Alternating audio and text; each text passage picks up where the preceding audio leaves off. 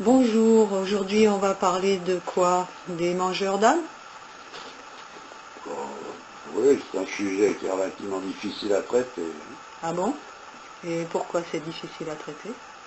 Ouais, pas tant à cause de la complexité du sujet lui-même, mais plutôt parce que, disons que l'homme actuel est atteint d'une myopie intellectuelle sans précédent, qui a pour effet la pensée rationaliste, qui ne peut pas aller au-delà du monde visible, donc elle ne peut que s'appuyer sur des faits, sans jamais pouvoir en connaître les causes réelles. Du moment que celles-ci font partie du monde subtil, voilà. Alors disons que ce qu'on peut dire, c'est que l'arme la plus redoutable utilisée actuellement par les vendeurs d'âmes, c'est sans contestation possible la télévision. La télévision.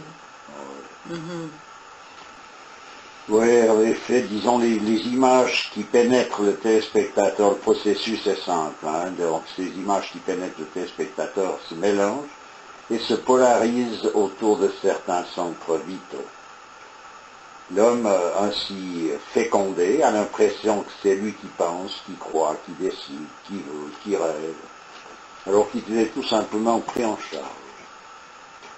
C'est une technique qui fait partie de l'arsenal thérapeutique utilisé depuis la nuit des temps par les médecines traditionnelles. Ce qui est nouveau, c'est son exploitation à des fins non louables, et c'est à l'échelle industrielle. Il y a d'autres méthodes analogues qui ont été utilisées en médecine. En acupuncture, par exemple, on sait que chaque point est situé sur des méridiens qui sont reliés directement au centre vitaux. Les moxas et les aiguilles sont utilisés pour tonifier ou disperser l'énergie vitale sur les organes ciblés. Et les vrais acupuncteurs connaissent aussi les mantras qui doivent être utilisés en simultanéité avec les moxas ou les aiguilles pour tonifier ou disperser l'énergie vitale sur les correspondances psychiques. Pour simplement, un individu, toujours du point de vue des sciences traditionnelles, est composé de deux corps. Le corps créé d'argile, et le deuxième, le corps subtil, créé de feu, le génie.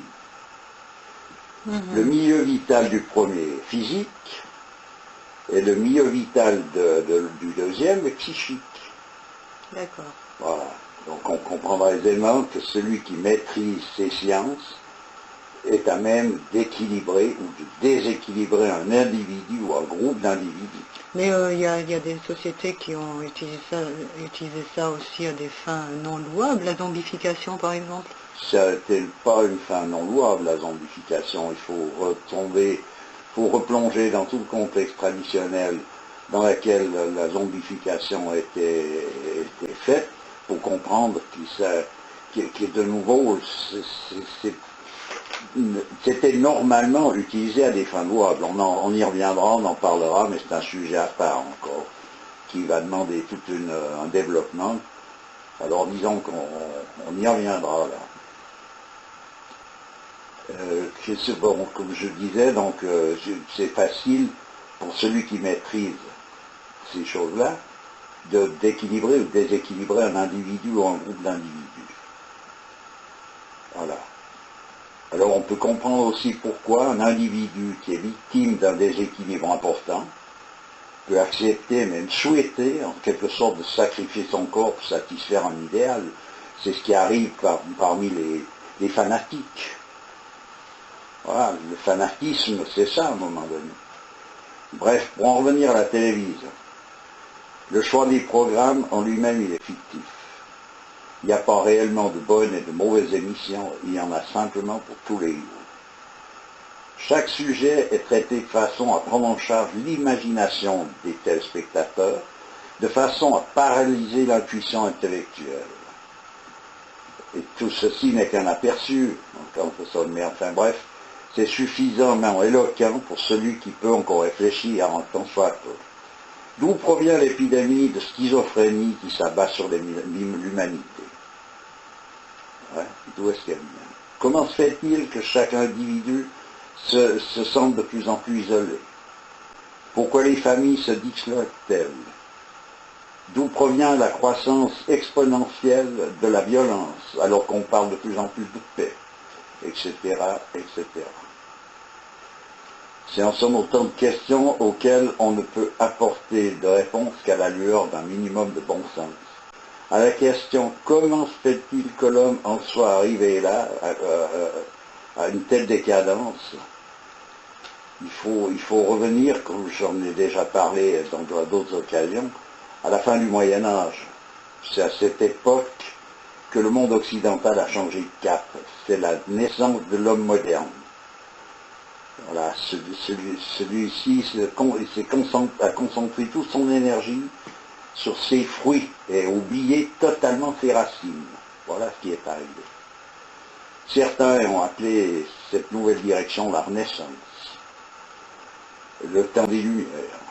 Toujours est-il que l'homme, en ne s'occupant que des fruits, il a gaspillé toute son énergie, sans pouvoir la renouveler, puisque celle-ci ne peut être renouvelée donc que par les racines, en somme.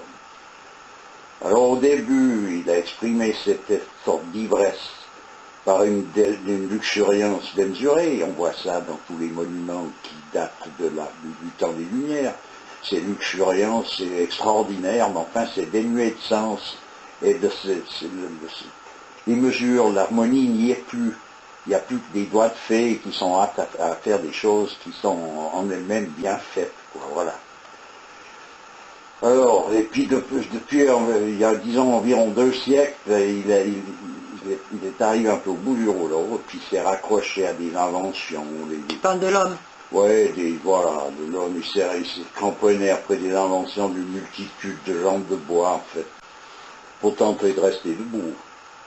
Puis actuellement, il s'est fait supplanter par ses inventions et il en est arrivé à être l'esclave de celle-ci. C'est un atterrissage. On est obligé de reconnaître qu'indépendamment du côté tragique d'une telle situation, il y a un aspect comique à tout ça. Et on pourrait dire, en résumé, c'est l'homme qui est le roi de la création, qui est devenu, en somme, le larbin du tiroir-orchestre. C'est l'ironie du sort. Voilà. L'homme au service de l'économie. Voilà, c'est ça. Tout tralala, bon. Ok. Ouais. Et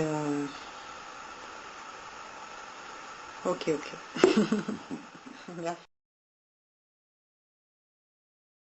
Merci.